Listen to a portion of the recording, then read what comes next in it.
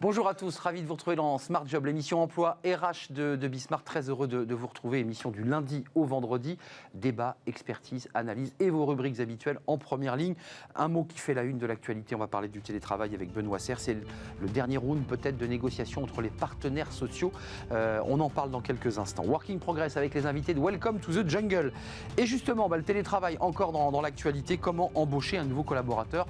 Eh bien, lorsqu'on est à distance, c'est un sujet évidemment de préoccupation des DRH. On en parle avec Mathieu Amaré. Et dans le cercle RH, le réseau plus que jamais utile. Alors vous me direz, le réseau c'est compliqué évidemment en période de confinement, mais vous verrez, il y a les réseaux sociaux, LinkedIn, mais aussi Twitter qui peuvent vous aider à rebondir ou tout simplement à décrocher votre premier job. Ce sera notre débat. Et puis fenêtre sur l'emploi, les managers se sont adaptés au télétravail. Ils étaient un peu contestés pendant cette période. C'est ce que nous dit Cadre Emploi.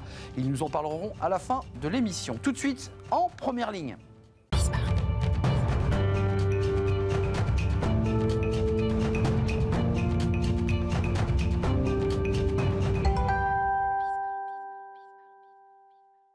Le télétravail, c'est le sujet d'actualité depuis des semaines, pour ne pas dire des mois. On en parle avec Benoît Serre.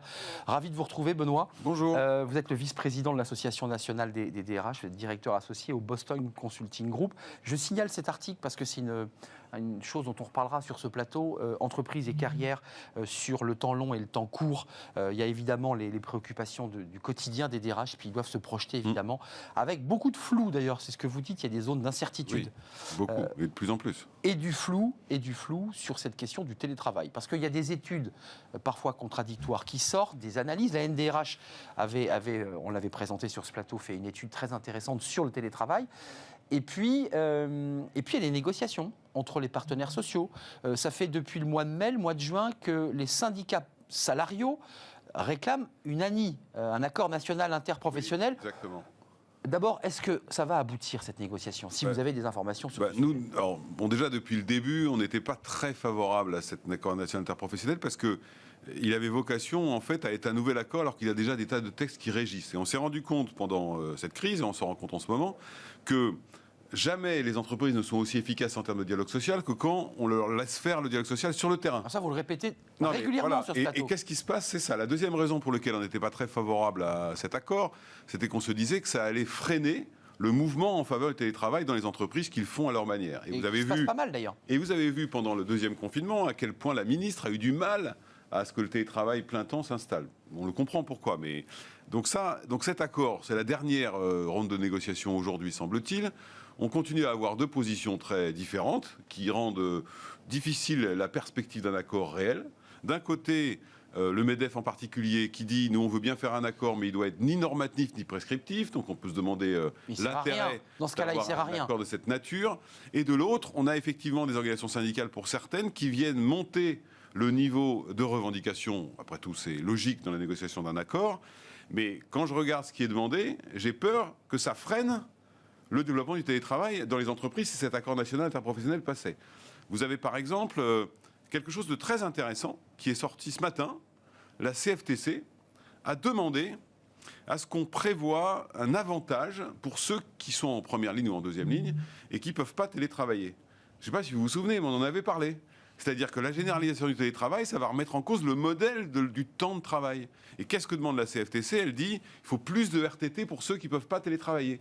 On commence à déséquilibrer le système. Alors, Dixit, ceux qui sont en télétravail peuvent faire un petit peu leur cuisine comme ils le veulent. Voilà. Et donc, ça dérégule le temps de travail. Oui, parce que, exactement. Donc, si on commence à discuter de ce genre de choses, alors là, ça va rendre la négociation encore plus difficile. Il y a un débat du côté patronat, c'est l'idée que, et on l'entend de plus en plus, certains disent, nous le télétravail c'était très bien parce qu'on pouvait organiser notre temps comme on le voulait. C'est ce que vous venez d'évoquer. D'autres commencent à pointer du doigt le risque d'un télétravail, non pas dégradé, mais qui soit un plaquage en fait du travail mené au bureau, simplement relié avec une visio, ce qui fait que ce sont les mêmes contraintes, les mêmes difficultés.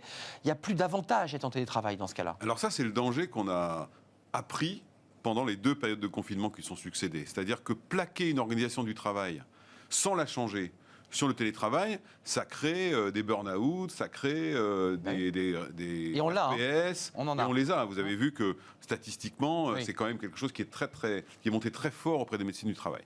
C'est pour ça que la mise en place d'un télétravail réclame d'abord de repenser le management de ce télétravail, de l'organisation du travail, 3, nécessairement le rôle du site de travail.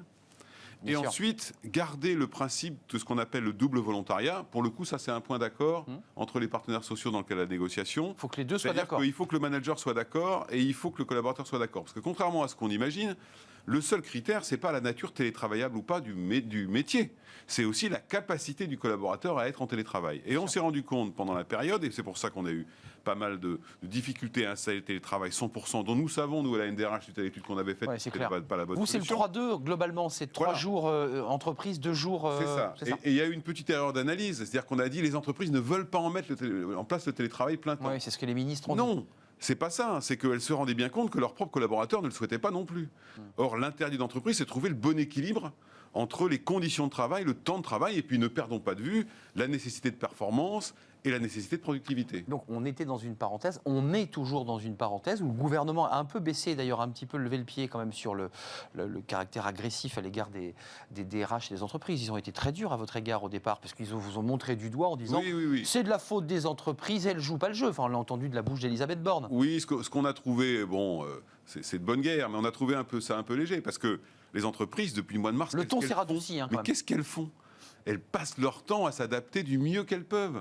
Or là, les conditions du deuxième confinement, d'abord, il faut reconnaître que ce n'était pas d'une clarté absolue, l'organisation de ce confinement.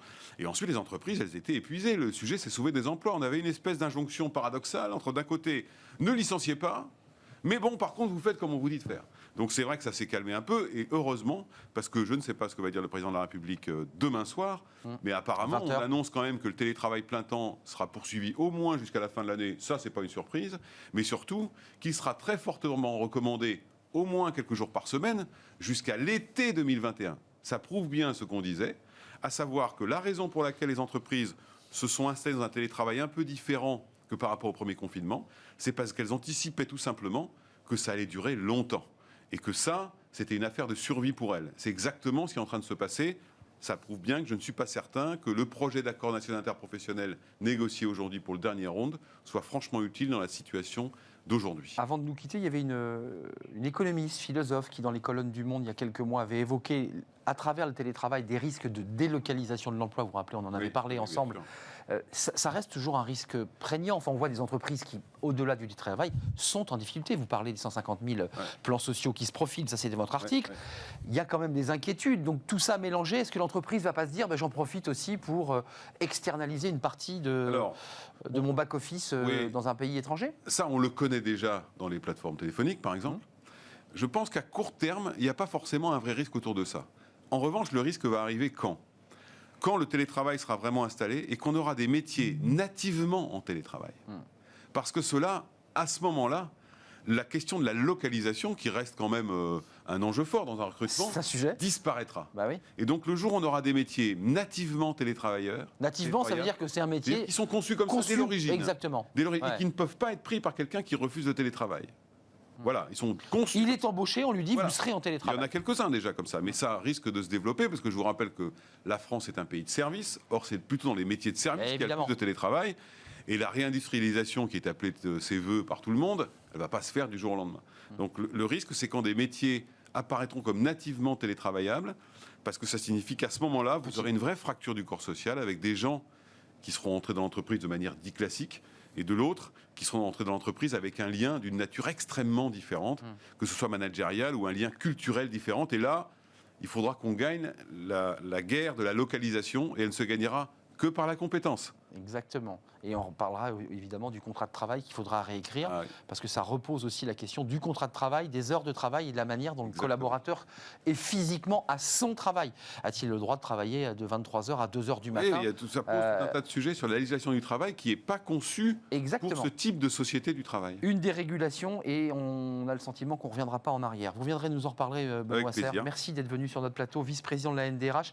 Et je vous indique cet article dans Entreprise et Carrière, justement sur le temps long et le temps en cours à la rencontre, parce que vous êtes évidemment connecté à tous les DRH sur ce qui va se passer dans les mois à venir. Merci d'être venu sur notre plateau.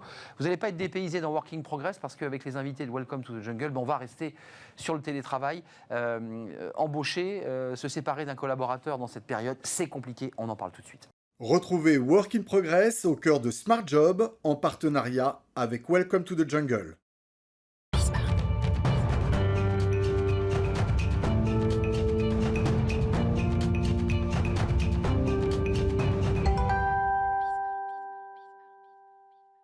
Working Progress, Mathieu Amaré, vous avez écouté Benoît Serre avec intérêt, parce que ça fait écho d'ailleurs à la question que vous allez poser dans quelques instants à votre invité. Absolument. Parce que comment intégrer, la question est simple, comment intégrer de nouveaux collaborateurs en période évidemment de confinement à distance. Et à distance. Compliqué. Tout à fait. Et je suis ravi d'accueillir pour en parler Manon Sylvain. Manon, bonjour. Vous êtes DRH de Luca, qui est, rappelons-le, un éditeur de logiciels SaaS de gestion pour notamment automatiser les processus internes et RH. Effectivement, on en parlait avec Benoît Serre, le flou qui réside autour des négociations sur le télétravail, mais pratiquement, il y a aussi un flou qui s'entoure un peu sur cet onboarding à distance, cet embarquement ou cette intégration du salarié à distance. Manon, dans le monde d'avant, on notait déjà des complications. Un salarié sur 3 quittait son entreprise après seulement 3 mois d'intégration dans l'entreprise. Pour 4%, c'est même dès le premier jour. Est-ce que c'est plus dur en télétravail ? Est-ce que c'est encore plus dur ? Est-ce que vous notez un engagement encore plus complexe ? Plus dur, forcément, non ? Oui, c'est forcément un petit peu plus dur, même si je pense qu'il faut rappeler des bases. Déjà, je me rends compte qu'il y a beaucoup d'entreprises qui avaient déjà des processus d'intégration qui n'étaient pas forcément très structurés, et ça rend les choses encore plus compliquées. Nous, on avait la chance d'avoir déjà un processus très jalonné avec beaucoup de choses mises en place. Donc là, depuis mars, on a intégré une trentaine de collaborateurs. Dont 12 sur la première phase du confinement et là 9 depuis fin octobre. Et donc ce qui a fait que ça s'est bien passé, c'est qu'on a un processus où il y a beaucoup de documentation et beaucoup aussi d'étapes de rencontres avec plusieurs collaborateurs de l'entreprise. Donc déjà, on a une phase de pré-intégration. D'accord. Où donc là, on va... Qui est la même que si elle était en physique ou Alors non, finalement, là... ça ne change pas grand-chose. Vous ne voyez pas le collaborateur en physique dans cette période de pré-intégration ? En visio, vous le voyez là, d'ailleurs. ça va être exactement la même étape qu'en distance, enfin qu'en présentiel. Donc on va appeler le collaborateur, mais là on va beaucoup plus rassurer sur le fait que le poste est bien maintenu. On va rappeler les étapes. Vous lui dites, partez pas, quoi. Exactement. Ne partez pas. On en a parlé mine de rien. du pré-onboarding, bah oui. pré-intégration qui est vital, qui est crucial. Les 2 mois d'attente entre... Exactement. Et donc là, c'est d'autant plus stressant qu'il y a les histoires de chômage partiel, il y a le contexte économique qui est difficile. Donc il faut aussi rassurer sur la santé financière de l'entreprise et expliquer les prochaines étapes. Vous êtes transparent sur la santé financière de l'entreprise avec un nouveau collaborateur. Vous lui dites quoi ? Quelles informations vous lui donc transmettez ? Ça, c'est un peu en lien avec notre principe de transparence globale chez Lucas pour tout de manière générale. Il faut qu'il vous le demande ou vous le dites spontanément ? C'est une question. On explique spontanément, on rassure sur le fait que tout se passe bien, qu'on a des prospects qui signent, qu'on continue de recruter et donc aussi que le nouveau collaborateur ne sera pas seul à intégrer l'entreprise. Nous, on fonctionne beaucoup par effet de promo, donc les nouveaux collaborateurs n'arrivent pas seuls, ils arrivent à plusieurs et ça, c'est très rassurant aussi. D'accord. Donc voilà, donc la rentrée des classes, on a moins peur. Exactement, et puis ça permet aussi de faire une émulation quand on arrive à plusieurs. Manon, vous êtes emparée du sujet dans une note de blog. Rappelons que Lucas aussi a un média, ou en tout cas un blog sur lequel vous publiez des informations. Vous notiez 3 indispensables à prendre en compte pour l'onboarding à distance d'un collaborateur. Quels sont-ils ? Et vous rappelez notamment sur le premier point que ça paraît trivial, mais que l'envoi d'un matériel informatique, la logistique, la synchronisation des agendas est quelque chose de vital. Oui. C'est le cordon ombilical, ça, finalement. Exactement. Alors, si on n'a pas de PC, si on n'a pas un compte mail bien paramétré et si on ne sait pas à quel endroit accéder aux documents, voilà, on aura beau faire tout ce qu'on veut derrière pour faire passer les messages autour de la culture. Il faut déjà partir sur une bonne base. Donc, effectivement, il faut déjà se poser la question, est-ce que j'envoie l'ordi par coursier ? Est-ce que la personne peut venir les récupérer dans les locaux ? Donc ça, déjà, d'être bien carré sur la problématique matérielle. Ensuite, il y a aussi les sujets autour de l'administratif. Donc, comment je signe mon contrat ? Comment je récupère tous les documents liés à l'intégration d'un nouveau collaborateur ? Donc, nous, on a la chance de pouvoir le gérer de manière automatisée avec nos solutions. Donc, ça, c'est plus une question le jour J quand le collaborateur arrive. C'est assez lourd ça en général. Hein. C'est très lourd, il faut récupérer la carte vitale, le passeport, Bah il faut oui. faire une déclaration d'embauche, bon, il y a plein de choses. Et donc ça, il faut au maximum essayer de Le fluidifier. automatiser, le fluidifier, Mhm. pour que le jour J, quand le collaborateur arrive, on s'occupe de la formation, de la rencontre avec les autres membres de l'équipe, voilà, d'être plus dans de l'immersion autour de la culture dans l'entreprise. Au niveau, donc là c'est très pratique, hein, on est dans l'envoi de matériel, on est dans la synchronisation d'agenda, on est dans l'envoi de mail, de l'administratif. Au niveau de la culture managériale qui peut être subjective, hein, j'imagine que Luca fait comme il fait et puis d'autres boîtes font comme ils font. Vous faites quoi? Quelle bonne pratique vous privilégiez pour instaurer justement cette transmission de culture managériale? De culture, oui. Alors, déjà, sur la transmission de la culture tout court, nous, ça va commencer dès le recrutement où le candidat va rencontrer un bon nombre de personnes de son équipe et de Lucas. Ensuite, pour l'accompagnement des managers, déjà, on les a beaucoup formés. On a fait un module de formation lié au management à distance et à l'intégration d'un nouveau collaborateur pour leur donner les bons outils. Et ensuite, ils sont beaucoup aidés par chez nous ce qu'on appelle des parrains et des coachs qui vont accompagner le manager dans l'intégration du nouveau. Donc, le manager n'est pas tout seul. Qu'on appelle aussi Pour, des buddies. Exactement, des buddies version anglaise. Donc le but, c'est pas laisser le manager. Ou des tout tuteurs, seul, alors version française. ou des Des tuteurs, parrains. voilà. Des parrains, le buddy. Elle a bien dit. Parrains, marraines. Donc le manager ne sera pas tout seul pour intégrer le collaborateur. Et puis nous, on a un référent RH aussi qui suit le nouveau ou la nouvelle collaboratrice avec plusieurs jalons, plusieurs étapes pour s'assurer que tout se passe bien. D'accord. Et vous insistez aussi dans cette fameuse note de blog que je mentionnais sur les moments informels. Ouais. Vous utilisez notamment des outils particuliers comme Donut sur Slack. Slack, rappelons-le, qui est un outil de messagerie instantanée de collaboration dans une entreprise. Cartonne, en visiblement. interne, qui cartonne, Que vous avez chez Welcome. qu'on utilise chez Welcome, etc., et dont on est très content. Vous utilisez aussi. Vous avez une application donc, sur Slack qui s'appelle Donut, qui permet de rencontrer au hasard, de manière aléatoire, 4-5 collaborateurs pour déjeuner ensemble, etc. Ça fait aussi partie des éléments qui sont centraux. En visio, il faut le préciser pour ceux qui nous Oui, rejoignent. oui, Là, au oui, moment bien où vous sûr. nous rejoignez, En on télétravail. déjeune en visio. Non, mais qui n'est pas Oui, c'est ça. Oui, un bien sûr. procès chez Lucas Exactement. qui On fait ne des déj. fait pas venir tout le monde dans les locaux. Oui, donc effectivement, toutes les semaines, hein, on va avoir des groupes de collaborateurs qui vont se former de manière aléatoire. Alors, ça peut être des déj, des cafés, ou bon, si des gens n'ont pas le temps, ça peut être juste de prendre 5 minutes pour discuter de tout et de rien. Mais Oui, oui. sauf de professionnels, en général, Météo, ils ne discutent pas forcément de travail. Et ça fonctionne très bien. Ça force un peu aussi les nouveaux à rencontrer des personnes qui ne sont pas dans leur service, pas dans leur département, pas dans leur équipe directe. Et c'est souvent ça le point important. Juste le profil des personnes que vous recrutez sous forme de plusieurs collaborateurs qui entrent, c'est quoi? C'est des ingénieurs, c'est des techniciens, c'est des opérateurs? C'est quoi les profils de poste? Alors, on a une grosse partie, c'est plutôt des profils de développeurs, des ingénieurs ou des chefs de produits qui conçoivent nos logiciels.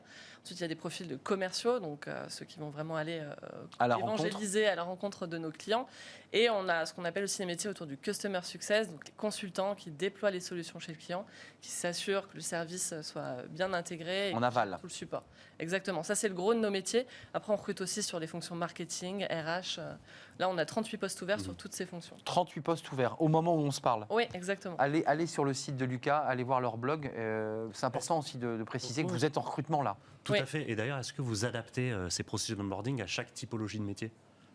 Alors, le gros du socle est commun à l'ensemble des métiers. Donc, c'est-à-dire, on a des formations transverses sur les premières semaines pour permettre à tous les nouveaux de rencontrer l'ensemble des métiers et des départements. Donc, ça contribue beaucoup Ça, c'est important. aussi à aider exactement. De ne pas être dans son rail. De ne pas être dans son rail, dans sa formation, tout seul derrière son écran, de rencontrer du monde. Donc ça, c'est commun à l'ensemble des métiers. Après, on a des particularités, par exemple, pour les commerciaux. Donc c'est ce que je vous expliquais. Eux, ils ont un coach métier. D'accord. Donc qui n'est pas le manager, qui n'est pas le parrain, et qui est là pour accompagner le nouveau Mais qui fait commercial. partie de l'entreprise. Qui fait partie de l'entreprise, de l'équipe commerciale. Donc c'est quelqu'un qui est un peu plus expérimenté et qui va accompagner le nouveau commercial dans sa montée en compétences sur le métier. Et dans les rencontres entre services, parce que souvent dans les entreprises, il y a ceux qui sont commerciaux qui parlent qu'avec des commerciaux, puis il y a le service marketing qui parle avec le marketing. C'est vrai dans le journalisme, c'est vrai dans les chaînes de télé. Comment vous faites pour faire se rencontrer les différents métiers? C'est de l'aléatoire, c'est justement par le biais de vos outils, Alors, un peu le hasard. Alors, il y a Oui, je regardais Mathieu, alors c'est à vous que je m'adressais. Vous étiez perdu. Le fameux donut sur Slack. C'est le donut sur Slack. il y a le Mais où fameux est-ce que j'ai la donut. tête? Il y a le fameux donut, mais il y a aussi tout le parcours. Croustillant, de le donut, ou formation, pas croustillant. Ouais. Non, plutôt plutôt moelleux. Moelleux, je préfère le donut moelleux aussi. Donc, il y a le donut, mais derrière, il y a tout le parcours de formation et surtout, on a en place ce qu'on appelle un rallye, une sorte un peu de vie ma vie. On danse Où non, on va proposer aux nouveaux de rencontrer quelqu'un de la fonction commerciale, faire une démo en binôme avec lui, quelqu'un du Customer Success pour aller faire du support, concrètement voir ce que c'est que de répondre à un ticket d'un client. Ça, c'est intéressant. Voilà, donc c'est tout ça surtout qui va contribuer.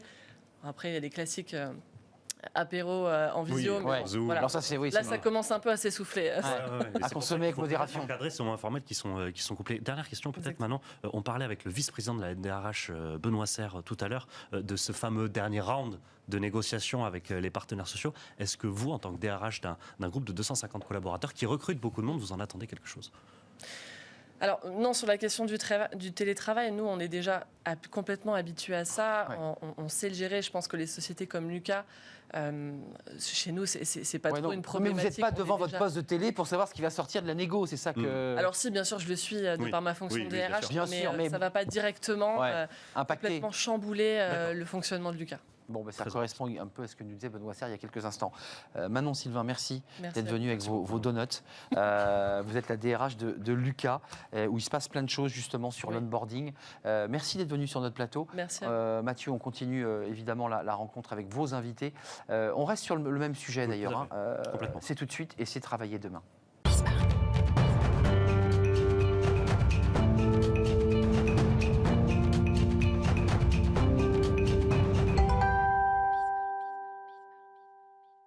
Voilà, retour en plateau avec Mathieu Amaré, parce que c'était intéressant d'entendre une entreprise qui est à la pointe sur ces questions d'onboarding.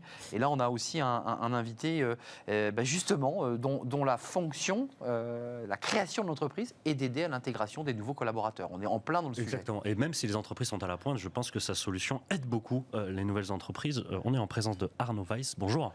Bonjour. Bonjour Arnaud. Vous êtes cofondateur et CEO d'Axel, Tout à fait. assistant virtuel de management et notamment d'onboarding, puisqu'on en parlait précédemment. Absolument. Il aide notamment les managers à devenir meilleurs.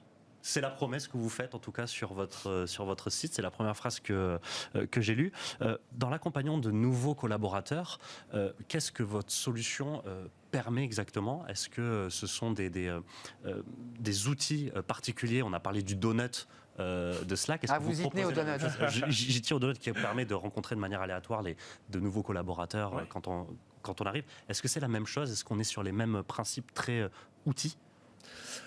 Alors, on est un peu dans le même esprit, dans le sens où en fait Donut vient s'intégrer directement dans l'espace de travail du collaborateur, donc dans Slack, qui est une plateforme collaborative, comme Microsoft Teams, qui est souvent employé dans les grands groupes aujourd'hui. Donc nous, en fait, on reprend cet esprit dans le sens où Axel, donc c'est un assistant virtuel qui va aider le manager à accomplir ses responsabilités, dont onboarder de nouveaux collaborateurs, directement dans l'espace de travail. Pourquoi est-ce qu'on fait ça ? Parce qu'aujourd'hui, il y a trop d'outils. Qu'on soit manager ou qu'on soit collaborateur, on a Vous en êtes un ? Alors justement, nous on n'en est pas un. On n'en est pas un dans le sens où il y a une vingtaine d'outils qui existent en général pour les managers, la moitié dont ils ne se servent pas. À chaque Oui. fois, il faut créer un compte, des identifiants, apprendre une nouvelle interface. Nous, Axel, c'est comme un contact en plus dans D'accord. votre messagerie Teams D'accord. ou Slack. Et vous allez l'utiliser en parlant avec lui. C'est aussi simple qu'une conversation. C'est un chat. Un chatbot. Exactement. D'accord. Exactement. Mais un chatbot, pas au sens où on l'entend en général, où c'est des questions pour lesquelles on obtient des réponses, ce qui, à mon sens, a souvent une valeur un peu limitée. Nous, c'est un processus. C'est-à-dire, Axel va venir vous voir dans le cadre de l'onboarding d'une recrue dans votre équipe. Il va dire, telle personne arrive dans 2 semaines, nous allons préparer l'onboarding ensemble. Clique ici pour commander son matériel. Dis-moi qui tu veux qu'il rencontre, je planifie les rendez-vous, je trouve des créneaux libres dans les agendas. Ouais, donc ça facilite la vie du DRH. Exactement. C'est ça. En fait, Est-ce que ça s'adresse au DRH ou plutôt aux managers d'ailleurs ? En fait, ce qu'on se rend compte dans l'onboarding, c'est que les RH peuvent faire ce qu'elles veulent. Oui. Si le manager n'est pas impliqué, l'expérience sera toujours mauvaise. Donc nous, on a ce parti pris de dire, nous allons focaliser l'utilisation de notre outil sur le manager. Donc ce qui se passe, en fait, c'est que la DRH, quand on travaille avec un nouveau client, donc aujourd'hui on travaille avec des grands groupes comme Air Liquide, Renault, Engie ou encore Veolia, et des startups également, comme Algolia, ce qui se passe, c'est qu'on définit un process avec les RH, Oui. et derrière, on va le rentrer dans l'outil. D'accord. Et donc l'outil va s'occuper d'accompagner le manager dans l'accomplissement de ce process avec Donc- lequel il n'est pas toujours familier ou il va pas avoir le temps de le Donc faire. il va forcément avoir un lien avec la RH à un moment donné. C'est-à-dire Tout à fait. qu'en Oui. passant par le manager, vous êtes sûr que là, il y a une jonction qui se fait entre les deux. Absolument. Mais c'est pas quelque chose que l'on plug comme ça et qui s'adapte de façon un peu magique, pardonnez-moi, à l'univers de l'entreprise. Vous parlez directement avec vos clients d'Air Liquide, de Veolia, avant pour comprendre la culture de l'entreprise et ensuite vous y adaptez de la manière la plus optimale possible. Tout à fait. Chaque client a un peu sa culture d'entreprise, ses attentes, ses processus. Donc évidemment, vous les rencontrez pour vous imprégner de tout ça. Comment ça se passe Exactement. Ouais. En fait, nous, on arrive avec une proposition, parce que vu qu'on a travaillé avec beaucoup d'entreprises, on sait à peu près ce qui marche pas en termes d'onboarding, et les bonnes pratiques, on va dire. Donc, on arrive avec un canevas. Le client, on lui fait réagir à ce canevas, l'adapter. Et donc, derrière, on va l'injecter, ce processus adapté, dans Axel et le déployer. Axel, c'est pas juste un fil de discussion. Hein. Vous avez aussi tout un back-office qui permet aussi aux managers, justement, de monitorer, d'évaluer un petit peu la progression, de sa propre progression, sa propre évolution en tant que manager. Vous parlez aussi beaucoup de rituels. Oui. Qu'est-ce qu'un rituel chez Axel ? Alors, un rituel, non, en fait, le sujet du management, nous, notre mission, c'est d'aider les managers, effectivement, à devenir de meilleurs managers. C'est une vaste ambition, parce qu'on a la conviction... Dans l'actualité, le sujet, là. Complètement dans l'actualité, notamment avec le télétravail qui pose de vrais enjeux pour les managers. Et on a la conviction que le manager, c'est vraiment la pierre angulaire de l'engagement, de la performance des équipes. C'est une conviction qui est partagée par beaucoup. Et donc, ce qu'on s'est rendu compte, on s'est posé la question, au début, qu'on a créé la boîte, c'est quoi le meilleur moyen d'aider les managers à faire mieux ? Et ce qu'on s'est rendu compte, c'est que le meilleur moyen de le faire, la recherche l'a montré, c'est de multiplier les moments d'échange avec les collaborateurs où le manager va se mettre dans une posture d'écoute. Donc mettre en place des rituels. D'où ces fameux rituels. Et donc ce qu'on a fait, c'est que on a intégré ces éléments dans notre outil. Donc Axel permet donc de planifier un onboarding correctement. Avec un rituel, c'est un espace-temps qu'on consacre à un sujet. C'est des rituels formels qui peuvent être des réunions, mais des rituels informels qui peuvent être des apéros Zoom. Exactement. Lié par exemple à l'onboarding, un point au bout d'1 mois pour faire le bilan. Ça peut être les rituels les plus classiques qui sont inspirés de la culture anglo-saxonne. C'est ce qu'on appelle les one-to-one meetings, donc les rendez-vous individuels, où le manager, tous les mois ou 2 fois par mois, prend un moment pour poser des questions aux collaborateurs sur comment il se sent, ce dont il est fier, ses ambitions pour la suite. C'est pas du corporate pur, c'est un peu l'environnement du travail, c'est ça. Hein. Ça va on est sur l'humain, Voilà, ça va au-delà. Et là aussi, vous proposez un canevas de questions, vous accompagnez les entreprises pour savoir quelles bonnes questions il faut poser pour recueillir le maximum d'informations de la part d'un collaborateur dans une situation complètement un peu inédite de télétravail. En fait, ce qui se passe souvent, c'est que les managers, ils n'ont pas le réflexe de faire ces points individuels de manière récurrente. Ils ne savent pas trop comment les faire. Là, ça va leur planifier. Ça va leur planifier. Ça va également fournir un canevas de questions qui va varier. Et donc, ça va les envoyer également aux collaborateurs pour qu'ils le préparent en amont du point. L'idée étant d'avoir, donc, pendant la demi-heure, le manager a déjà son rapport qui a été préparé avec les points à aborder. Donc, le point est très efficace et on va aider le manager à le conseiller, on lui donne des astuces pour se mettre dans une posture d'écoute. Très intéressant. Moi, je l'appellerais le manager augmenté, peut-être c'est un peu ça, non? Exactement. C'est un outil d'aide au manager, un peu comme on a des bras bioniques. Là, vous avez des outils. C'est ça un peu Axel, finalement. Tout à fait. Merci Arnaud Weiss, merci d'être venu sur notre plateau, cofondateur et CEO d'Axel. Pour les managers, pour les rendre meilleurs, plus compétents, plus compétitifs aussi. Merci Mathieu, merci Arnaud. On se retrouve demain, Mathieu, si je ne m'abuse. Demain, c'est Jérémy. C'est Jérémy. Mercredi. Eh bien, je vous dis à très bientôt, en tout cas, Mathieu, à la rencontre de nouveaux invités, ceux qui ont été sélectionnés par Welcome to the Jungle. Tout de suite, c'est notre débat, le cercle RH, le réseau. Bah oui, on n'en parle plus que jamais de ce réseau. Comment on fait pour se le constituer? Est-ce qu'il est vraiment utile pour rebondir et trouver un job? Ça, c'est une vraie question. Et puis aujourd'hui, dans cette période de confinement et de télétravail, mais comment on le fait, ce réseau? On en parle avec des experts, c'est notre débat. Après cette courte pause, restez avec nous, évidemment.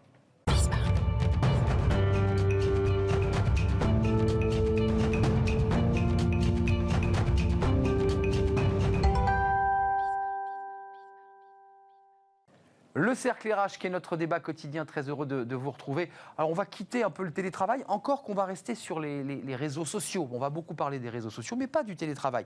Le réseau, ça sert à quoi? Est-ce que c'est utile? Est-ce que c'est important lorsqu'on veut changer de poste? On essaie de se ripolliner le CV, on essaie de se montrer sur son meilleur jour. Et puis il y a aussi ceux qui cherchent un emploi, leur premier job. Le réseau est essentiel, peut-être plus essentiel que jamais dans ce contexte de confinement. On va en parler avec mes invités. Julien Morisson, je commence par les hommes. Permettez-moi de présenter Julien Morisson qui est à ma droite, fondateur du cabinet BE. On va en parler avec vous parce que vous êtes déjà venu sur notre plateau nous parler. Alors, il y a les artistes, les comédiens qui ont des agents. Ouais. Et vous avez créé une agence d'agents, Exact. mais pour des cadres supérieurs et des dirigeants. Vous allez nous en parler et j'imagine que vous soignez, vous, en tant que cabinet, leur réseau. Merci, Julien, d'être là. Marie-Liesse Morgaud, merci d'être avec nous, d'avoir répondu Ravi. à notre invitation. Managing Director chez Nextmove. Nextmove, c'est quoi Nextmove en quelques mots? Nextmove, dans le Nextmove, il y a du mouvement. Notre métier, c'est d'accompagner des cadres dirigeants et des dirigeants dans toute leur trajectoire professionnelle. Nous, on est coach et ce qui nous anime, c'est de mettre les personnes en mouvement et de faire d'eux des leaders de demain.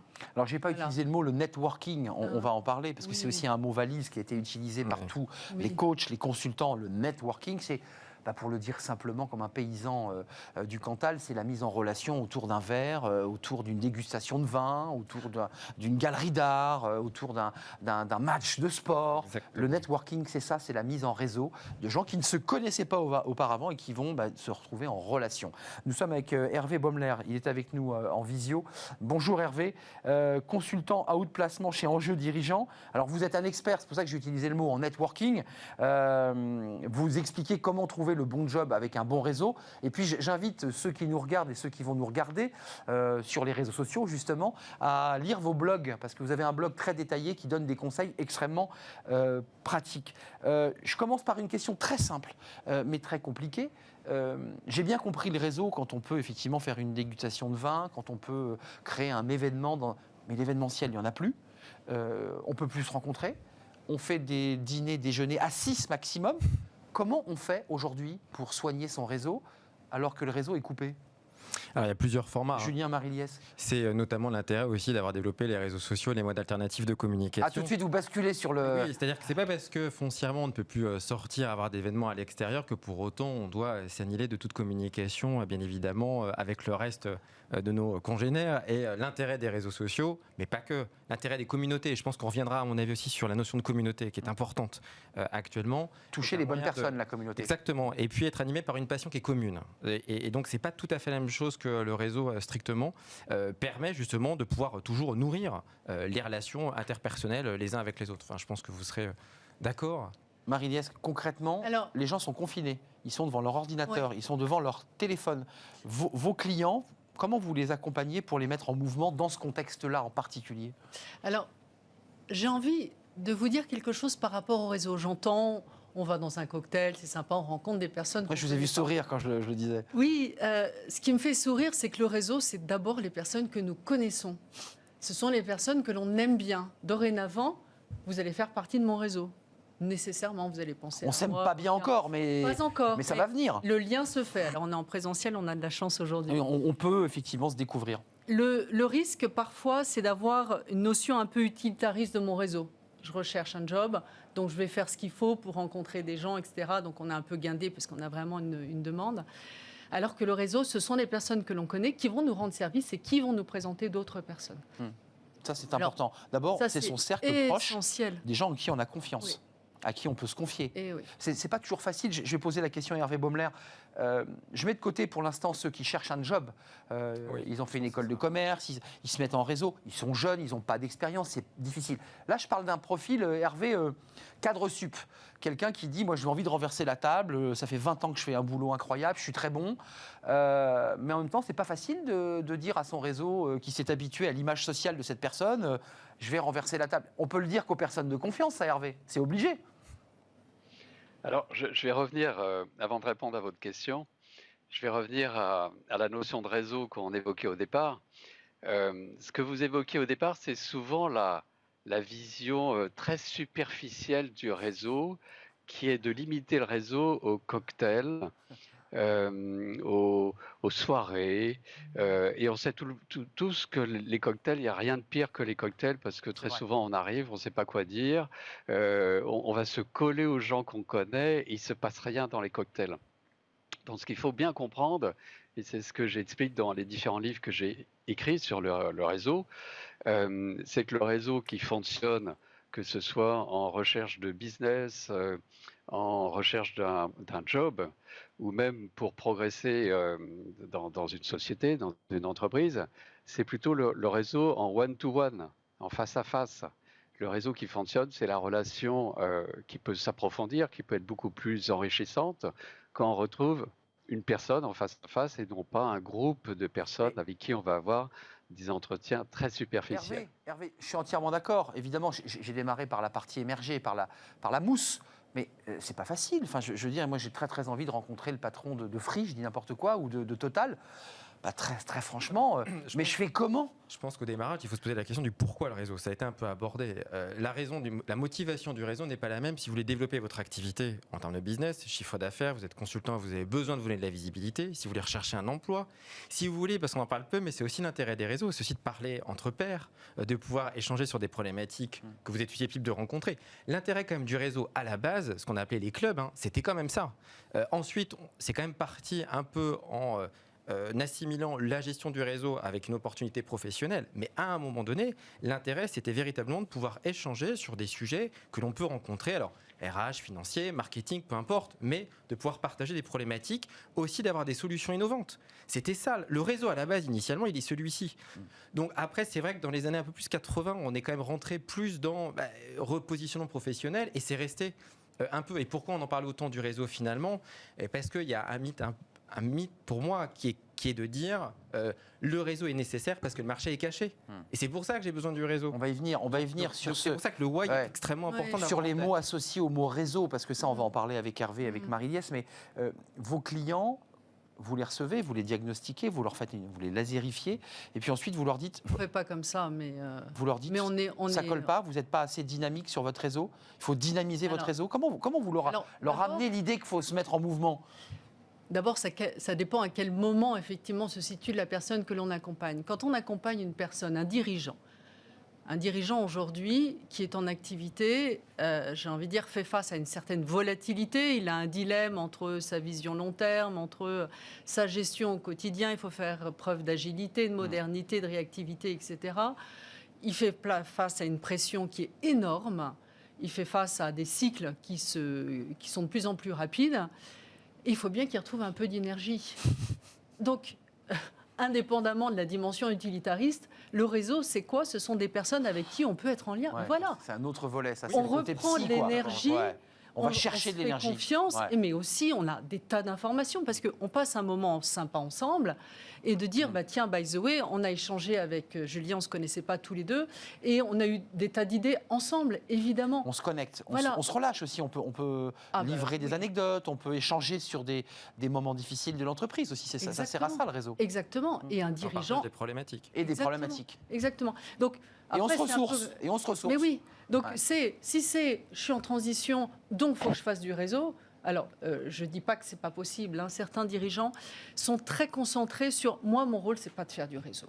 On entend beaucoup chez les dirigeants. Mais oui. Je ne suis pas là pour faire des cocktails, comme disait Hervé. Voilà, j'ai autre chose à faire. Moi, je suis sous pression. Donc, moi, il faut que je sois là. C'est comme le sens politique. J'en ai pas besoin, puisque je suis en poste. Ouais, j'en ai pas besoin. Ou j'en ai pas besoin, ou j'ai pas le temps, ou je ne me donne pas la permission. Et en fait, il y a un vrai sujet de permission qu'on peut se donner. C'est vrai, il y a un côté psychologique. On a tous besoin de lien social. Et en transition, ils se disent...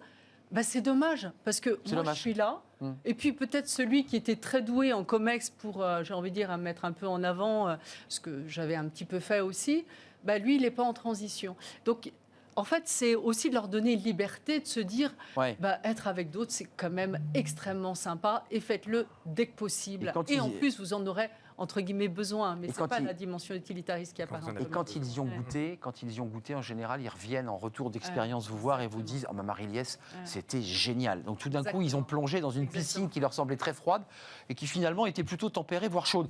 Hervé, votre livre Trouver le bon job grâce au réseau, le titre est clair, il est sorti chez Erol, c'est l'un de vos livres. Concrètement, mettons les pieds dans le plat, Hervé. Est-ce que la question de réseau qui est soulevée par Julien, la notion de club, la notion de marché caché, c'est une question que je me pose un peu basiquement. Réseau renvoie à copinage, réseautage, copinage, espèce de cercle fermé qui ne serait réservé qu'à une petite minorité de gens qui sont bien nés, qui ont eu les bons diplômes. Est-ce que ce n'est pas un peu discriminant socialement quand on traite de cette question du réseau ? Alors là, vous me déroulez le tapis rouge parce que oui, c'est le but. C'est un de mes grands sujets. C'est d'une part, le réseau n'est pas enseigné. C'est-à-dire que le networking, le réseauting, le réseautage n'est pas enseigné à l'école, n'est pas enseigné dans les études supérieures, que ce soit même dans les écoles de commerce. Et c'est un vrai problème parce que ça veut dire que les gens qui se lancent dans la vie active ne connaissent pas ce qui va vraiment les aider à progresser, à s'informer, à justement tisser les liens sociaux qu'on vient d'évoquer. Donc ça, c'est un premier problème. Et lié à ce problème, il y a aussi les connotations négatives du réseau que vous avez énoncées, qui est le réseau, c'est le piston. C'est ça. Le réseau, c'est pour les gens, mais c'est pas pour moi, parce que quand je lis Le Point et que je vois les réseaux macronistes, bah évidemment, j'y suis pas. Et donc, beaucoup de gens passent à côté du réseau parce qu'ils sont pas initiés, ils pensent que c'est pas pour eux. Donc vous avez tout à fait raison, c'est quelque chose qu'il faut souligner et surtout dire aux gens, si, il faut se mettre au réseau. On s'est tous mis au réseau, moi le premier, à un moment de ma vie parce que j'en ai eu besoin et j'ai compris que c'était absolument génial. Et je me suis mis au réseau, je devais avoir 45 ans et je me suis dit, mais quelle perte de temps, pendant 45 ans, je n'avais pas compris un truc essentiel. Mes invités sur le plateau, cette question du réseau discriminant social, le piston, ça veut dire que moi, mon père a du réseau, parce qu'on l'entend beaucoup. Là, je bascule, je quitte le cadre, je vais sur celui qui sort de l'école de commerce. Mon père a le réseau, j'ai toutes les chances de réussir. Je pense qu'on a une connotation aussi du réseau de certains clubs, alors je ne sais pas si on peut dire, cercles interalliés, voilà, qui sont réservés effectivement à une partie, mais c'est pas la majorité. En fait, je pense qu'il est important aussi de définir ce que c'est que finalement avoir un réseau. C'est quoi avoir un réseau ? Dans une association professionnelle, c'est avoir du réseau. Être dans un club, c'est d'avoir du réseau. Association d'anciens élèves, c'est du réseau. Les alumni, c'est du réseau. C'est du réseau. Être dans un club de sport, c'est du réseau. Tout est réseau en fait. À partir du moment où il y a une communauté extérieure, la singularité, c'est que vous avez le choix ou pas d'y aller. Enfin, d'ouvrir un choix qui est une possibilité de pouvoir y donner. Après, c'est vrai que c'est pas toujours évident le choix. Alors, en fonction, parce que là où il y a une inégalité, en revanche, qui est exacte, c'est en fonction du lieu dans lequel vous vivez. Mais évidemment. C'est-à-dire que vous ne vivez pas le réseau de la même manière lorsque vous êtes à Paris, lorsque vous êtes dans une grande métropole, ou en province. Exactement. Dans les grandes régions. Ça, c'est vrai. C'est la raison pour laquelle aussi, on en parle en tout début, l'intérêt aussi, la dématérialisation des réseaux, est aussi un moyen de raccrocher des réseaux. Ça gomme les différences. Davantage. Et c'est vrai aussi, parce que vous n'avez pas tort quand vous dites, mais est-ce qu'on part tous de la même ligne de départ ? Non. Quand les réseaux ont été communiqués, on ne part pas de la même ligne de départ quand on a fait une grande école que lorsqu'on est. Moi, je suis à la base universitaire. On ne parle pas de la même manière. Et souvent, on a tendance à parler, à dire, allez regarder vos alumni, regardez. Oui, enfin, moi, j'en ai pas. Donc, à un moment donné, si c'est un peu la réflexion qui m'est donnée, ça va être un peu court. C'est vrai. Mais c'est pas pour autant que le réseau ne s'est pas démocratisé avec, effectivement, M. Muller le disait à juste titre, c'est une vision en France qui a une connotation qui est pas bonne, une vision j'en ai pas besoin, une connotation pour dire j'ai pas besoin moi d'un peu. Enfin, qui n'est pas enseigné quoi. On considère. Ce n'est pas enseigné, c'est très exact. Et pour le coup, contrairement à des pays plus anglo-saxons, avec une culture aussi, il faut le dire, oratoire. Tout à fait. Là où la France a une culture l'écrit, et on est pénalisé. C'est fondamental ça. Et oui, c'est important. On n'a pas cette habitude-là. De parler, les Américains, on peut parler très rapidement avec quelqu'un qu'on ne connaît pas, avec lequel on échange. Exactement. Un peu superficiellement, mais on peut échanger. C'est vrai. Marie-Liesse, sur cette question de la discrimination sociale, de cette capacité à pouvoir toujours réussir dans la vie parce qu'on a le réseau. Alors, c'est dur pour ceux qui sont des talents, mais on ne le sait pas. Ils sont au fin fond d'une petite ville et ils ont du talent et on ne le sait pas. Pour nous, notre ennemi, alors les personnes que nous accompagnons sont plutôt des personnes qui ont fait des grandes écoles de commerce, d'ingénieurs, qui sortent de grands groupes. Donc le risque, il est un peu le contraire. Nous, notre ennemi, c'est l'entre-soi. On leur dit, si vous restez entre vous, c'est très rassurant. Mais ce n'est pas ça qui va vous mettre en mouvement. Et en fait, quand je dis nous accompagnons, alors notre signature c'est 4 Leaders in Motion, c'est vraiment ça. Moi, je pense beaucoup au relais d'information. Vous allez parler à quelqu'un qui aurait pu être votre N-1, voire votre N-2 dans d'autres circonstances.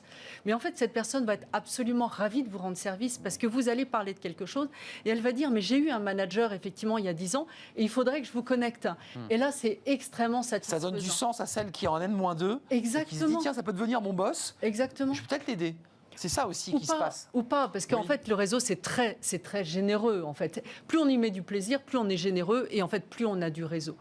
Voilà. Et après, c'est vrai que les gens aiment bien, enfin, en tout cas, nous, c'est le rôle des agents. Pour le coup, en fait, on fait un peu à leur place, mais parce qu'ils ne savent pas. C'est-à-dire que si je vous dis demain, allez choisir un réseau, vous allez me dire, c'est gentil, mais c'est vous qui l'aiguillez, vous lui dites, allez plutôt vers là.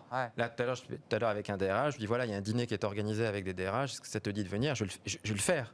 Et le rôle de l'équipe, c'est ça, c'est d'appeler. Donc c'est vous qui allez au dîner ou vous envoyez le Alors, DRH Non, mais excusez-moi. Non, mais je Bah, si brief c'est- en amont. Mais en l'occurrence, alors je peux Là, y aller. il va y aller. Bien sûr, il va y aller. Soit on y va ensemble, parce que je peux pas non plus battre. Il ronchonne un Non. peu, c'est genre, oh là là.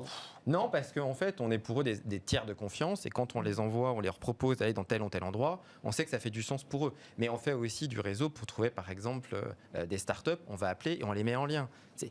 En fait, on les accompagne dans la constitution de leur réseau auquel soit ils n'ont pas le temps, ou ils estiment en tout cas ne pas le prendre suffisamment, et pour lequel ils n'ont pas toujours les codes, parce que c'est pas si facile, lorsque vous avez 53 ans, de dire est-ce que je suis légitime à échanger avec des startups, quelqu'un qui a 22 ans, Ce de que dire j'évoquais tout à est-ce l'heure, que c'est. moi, je vais pouvoir être avec un grand cadre, un groupe du CAC. Ouais, c'est beaucoup nous, sur la notre rôle, confiance quand même, c'est tout de ça. faire- Bien Et non. sûr, parce que c'est pas si évident que ça. En réalité, on a tous des tabous, et puis on a aussi, c'est pas la coach que je vais expliquer, qu'on a des nos croyances blocages, limitantes, bien sûr. de se dire comment est-ce qu'on va me rayonner, parce que j'ai pas le même circuit, j'ai pas le même tremplin, j'ai pas le même background, j'ai pas les mêmes habitus, comme on pourrait Exact. dire un peu sociologique. Vestimentaire, de Donc, ça langage, va de. jouer. Et naturellement. Bien sûr. L'entre-soi qui joue aussi beaucoup. Énormément. Beaucoup, c'est tout à fait exact. Même s'il faut avoir des codes, hein, et il faut les connaître, les codes. Mais Un ce n'est peu. pas des codes pour fermer.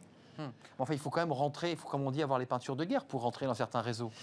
Le langage, Dans certains, oui. dans certains, Mais pas quand la même. majorité. Pas la majorité. Hervé, juste, vous qui dites on ne l'enseigne pas, on n'a pas de culture anglo-saxonne. Julien évoque l'idée que l'oralité est très importante pour rentrer en lien avec quelqu'un. Je me disais, encore une fois, très très naïvement, mais finalement, ça sert à quoi Pôle emploi, toutes ces structures dont le métier est de trouver un emploi à des demandeurs d'emploi? Là, on parle de gens qui sont hors réseau, hors Pôle emploi. C'est des gens qui sont en mouvement, qui veulent bouger, ou c'est des gens qui ont des très bons diplômes, mais qui n'ont pas l'accès? On ne parle pas des mêmes, là. Ce n'est pas ceux qui sont à Pôle emploi, pour le dire naïvement. Bon, vous savez, les cadres dirigeants pointent à Pôle emploi, comme tout le monde. Oui. Ça ne les empêche pas, évidemment, de ne pas compter que sur Pôle Enfin, emploi. certains ne sont pas salariés, il faut le préciser. Certains sont Pardon mandataires. Certains ne sont pas salariés, donc n'ont pas accès Certains ne sont pas salariés. Dans ce cas-là, ils ne pointent pas à Pôle emploi, mais ils s'inscrivent souvent dans des associations qui, justement, accompagnent les non-salariés. Mais je voulais revenir sur, justement, cette réticence au réseau qui est assez française et qui est liée à notre éducation aussi, l'éducation judéo-chrétienne, qui ne nous aide pas à faire du réseau. Et le meilleur moyen pour débloquer les gens sur le réseau, quel que soit l'âge, quelle que soit la profession, quel que soit le diplôme, c'est d'expliquer que le réseau, c'est dans la vie de tous les jours et qu'on s'en sert tous sans s'en rendre compte, à la méthode de M. Jourdain. Par exemple, vous déménagez à Marseille vous-même, avec votre famille, vos enfants, et vous avez besoin d'un bon orthodontiste. Vous n'allez pas regarder sur Internet, vous allez interroger les quelques amis marseillais que vous connaissez en demandant un bon orthodontiste. Même chose pour un bon chiropracteur, parce qu'on ne va pas confier son dos à n'importe qui, et ainsi de suite. Et le bon plombier. Alors le bon plombier, c'est même pas le plombier polonais, c'est le bon plombier parce que c'est surtout plus dur, pas aller sur Internet. Oui. C'est plus dur quand on utilise le bon plombier, c'est plus dur. Il faut avoir un gros réseau là quand même. Exactement, un très bon réseau. Et le réseau, vous l'avez dit tout à l'heure, c'est la confiance. C'est-à-dire, je fais confiance à cette personne pour qu'elle me désigne la bonne personne, que ce soit un plombier, un chiropracteur, un kiné, etc., etc. Donc le réseau, il est vraiment fondé sur la confiance. Et on va voir que dans la crise actuelle, la confiance est encore plus importante qu'elle ne l'était avant. Et oui. Et oui, juste vos clients, c'est intéressant. Qu'est-ce qu'ils vous disent? Parce qu'il y a tout un travail vous reformatez, vous les aidez, vous les accompagnez, le réseau social, le CV, la photo, tout ça c'est pris en compte pour aller pousser la bonne porte. Parce que forcément, vous les diagnostiquez, vous dites, bon, écoutez, la photo, ça va pas, vos vêtements, ça colle plus. Vous me parliez d'hommes qui étaient la tête dans le guidon pendant 25 ans dans leur entreprise, qui ont bossé. Et puis tout d'un coup, ils relèvent la tête et ils se disent « Oh là là, est-ce que je suis encore bien adapté au marché ?» C'est un peu ça. Et l'idée du réseau, c'est de leur permettre de retrouver un souffle. On est bien d'accord, c'est bien de cela. Raison. Nous avons des ateliers images, par exemple, des ateliers bien-être pour effectivement se faire confiance, des ateliers éloquence, communiquer en leader. Donc tout ça est important. Le plus important de ce que nous faisons, et pour moi de notre valeur ajoutée différenciante, c'est que le réseau, nous le faisons vivre. C'est-à-dire que chez nous, il se passe tous les jours quelque chose. Donc vous organisez des choses. Nous organisons des choses. Alors en ce moment, je suis un peu seule au bureau. Mais sinon, effectivement, tous les jours, il y a des ateliers, il y a des interventions, des clubs internationaux, etc. Donc en fait, quand on vit le réseau, quand on voit que les gens sont sympas, qu'ils sont très contents de rendre service, qu'ils ont du réseau, quand on dit multiplie, LinkedIn est quand même un bon indicateur pour voir le réseau de chacun. eh ben, on se rend compte que c'est effectivement extrêmement puissant. Julien, et juste, sympa. c'est terminé, mais un conseil. Là, j'entends, en fait, on se rencontre autour d'un atelier sur une thématique quelconque, peu importe. Je pense qu'il faut être adroit quand même dans son approche. D'abord, on se rencontre avant de dire vous pourriez me filer votre carte parce que j'aimerais pouvoir récupérer. Oui, il y a quand même toute une psychologie quand même à avoir. Avant juste de répondre, je pense qu'il est aussi important d'utiliser de nouveaux moyens de communication. On peut créer son réseau en utilisant WhatsApp. On peut utiliser son réseau en utilisant les Slack. L'avenir, il est là. Slack, on a l'heure du réseau. Et de plus en plus, ce qu'on fait la nouvelle génération, c'est de googliser. C'est d'abord d'aller sur les réseaux sociaux avant d'appeler Pierre Paloujac. Ça semble dingue, mais c'est une réalité. Donc là, il y a une vraie différenciation entre mode de fonctionnement de la... Tout est beaucoup sur Internet, si on cherche. Tout est sur Internet. Et le marché a considérablement changé. Et donc c'est la raison pour laquelle, attention aux idées un peu préconçues en termes d'utilisation de réseau, de marché caché, tout ça. Et sinon, gare aux désillusions du réseau. On n'en a pas parlé, c'est vrai. Mais il y a aussi des gens qui s'investissent dans du réseau et qui disent finalement, ça n'a pas fonctionné. Je me suis un peu épuisé. En général, on considère qu'il faut moins 2-3 ans d'investissement. C'est important de l'entendre. C'est ce que donc j'évoquais. C'est pas direct. C'est donnez-moi votre carte. C'est un peu des pensées magiques. Donc pour le coup, c'est quand même important de l'avoir en tête. Après, bien sûr, en termes de réseau, il y a une posture, il y a une allure à avoir. Il y a à avoir, comme c'était dit tout à l'heure, d'avoir les codes. On ne fonctionne pas dans les mêmes réseaux en fonction des communautés auxquelles on veut appartenir. Et il faut un peu effectivement jouer le jeu. Oui, une carte de visite lorsqu'on est à... Effectivement, alors un réseau physique, actuellement, il y en a beaucoup moins pour le coup. Envoyer un petit mot sur LinkedIn quand on veut être mis en relation. Savoir remercier. On est presque dans des règles un peu... de bon sens et de bienséance. D'éducation. C'est important. Bien sûr. Et ça, j'ai envie de dire, c'est transgénérationnel, cette partie-là. Après, la manière de s'y employer, la manière d'intervenir et d'échanger, pour le coup, est très différente en termes d'utilisation des réseaux sociaux. Passionnant. Les réseaux sociaux sont une vraie aide. J'ai un exemple en tête qui était intéressant. J'accompagne une personne, sa femme doit partir, elle est russe, elle doit partir en Russie, ses parents sont malades. Et lui me dit, mais moi j'ai besoin de trouver un job en Russie, ma belle famille n'a aucun réseau, comment je fais ? Il était directeur commercial international, comment je fais pour trouver un job en Russie ? Je dis, on va y aller. Et alors, qu'est-ce qu'on a fait ? On s'est dit, mais quelles sont les entreprises françaises qui sont en Russie et quelles sont les communautés françaises qui existent en Russie ? Et en fait, il était extrêmement surpris de voir à quel point le réseau a répondu. Parce Encore qu'en fait, plus à l'étranger d'ailleurs. Évidemment, ils étaient très heureux d'avoir quelqu'un qui arrivait, des tas de choses à... Et aujourd'hui, il est directeur général de MAPED, il est extrêmement heureux, il est à Saint-Pétersbourg et en fait, il a réussi grâce au réseau, mais au vôtre quelque part, c'est-à-dire effectivement toute la notion digitale. Et on n'est pas là pour dire ce sont deux mondes différents. Tout ça, ce sont des appuis effectivement. Merci Marie-Liesse Morgot, managing director chez Nextmove. Je l'ai bien dit là, Move, c'était honteux. Merci à Julien Morisson, je ne vous ai pas appelé Julien Morrison, vous avez vu aujourd'hui. C'est BI, du coup j'en profite moi aussi. Cabinet BI. Mais BI, absolument, c'est pas BE. Et merci à Hervé Baumler, consultant ou de placement chez Enjeu Dirigeant, là je l'ai bien dit. Et puis votre livre, pour ceux qui se passionnent sur ce réseau qui n'est pas enseigné dans les écoles, Trouver le bon job grâce au réseau. Restez avec nous et merci à vous évidemment de m'avoir accompagné. Fenêtre sur l'emploi, les cadres et les managers, c'est Cadre Emploi qui nous en parle, c'est tout de suite.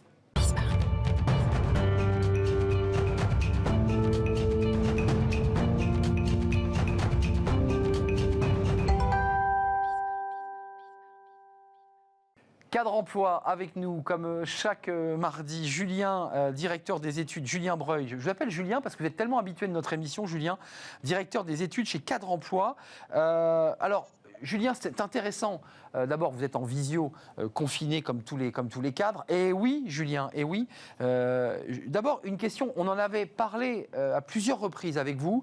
Les managers, pendant les périodes de confinement, notamment la première, n'étaient pas du tout adaptés. Là, il semblerait, d'après votre étude en tout cas, que les managers semblent quand même mieux préparés à ce deuxième confinement. Vous le confirmez ? Alors, d'après les résultats de l'étude qu'on a pu mener, oui, effectivement, on sent bien que ce deuxième confinement, ou plutôt ce reconfinement, n'est pas exactement la même chose que le premier. On voit que globalement, en tout cas, c'est ce qu'on a pu mesurer, les entreprises, les managers, voire la direction étaient, j'allais dire, préparés organisationnellement, logistiquement, même s'il peut rester un sujet, j'allais dire, un peu plus émotionnel, et on le verra peut-être un petit peu plus tard. Mais c'est vrai que lorsqu'on pose la question au cadre, on s'aperçoit que globalement, ils sont 59% à nous dire que leur entreprise était prête, 57% que leur manager était prêt et 54% que leur direction était prête. Donc globalement, il y a une préparation, ça n'empêche pas qu'il y ait des discussions, parce que je pense que vu le contexte inédit que nous vivons, il est quand même difficile d'avoir une position commune, ou en tout cas une perception commune. On voit encore qu'il y a beaucoup de sujets sur la notion de télétravail. Donc voilà, il y a une mise en place qui a été sans doute, j'allais dire, plus simple, organisationnelle, logistique, notamment au niveau des managers. Mais effectivement, il reste quand même encore quelques, j'allais dire, discussions autour de ce sujet. Alors, il y a l'aspect psychologique, puisque vous l'évoquiez quand même. Le premier confinement, on en a souvent parlé sur ce plateau avec vous ou avec d'autres invités dans nos débats. Ça a affecté psychologiquement les managers qui, évidemment, ont perdu leur repère. On a quand même aujourd'hui 37% des cadres qui se disent plus inquiets par rapport au premier confinement.